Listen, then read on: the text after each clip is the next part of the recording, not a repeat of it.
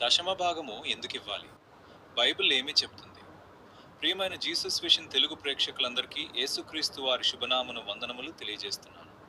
Bible ప్రకారం దశమ భాగం అనే ఆచారం చాలా పాతకాలంలోనే ప్రారంభమైంది. ఒకసారి దేవుని సేవకుడు ఏబ్రహాం యుద్ధంలో గెలిచి తిరిగి వస్తున్నాడు.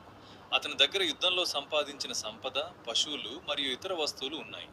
ఆ సమయంలో దేవుని యాజకుడైన మెల్కీసెదెక్ అతన్ని కలుసుకున్నాడు.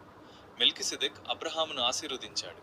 అప్పుడు అబ్రహాము తన దగ్గర ఉన్న సంపదలో 10వ భాగాన్ని దేవునికి గౌరవంగా ఇచ్చాడు. ఈ సంఘటన బుక్ ఆఫ్ జెనెసిస్ 14:18 నుంచి 20 వరకులో వ్రాయబడి ఉంది. ఇది బైబిల్లో దశమ భాగం గురించి మొదటి ఉదాహరణగా భావించబడుతుంది.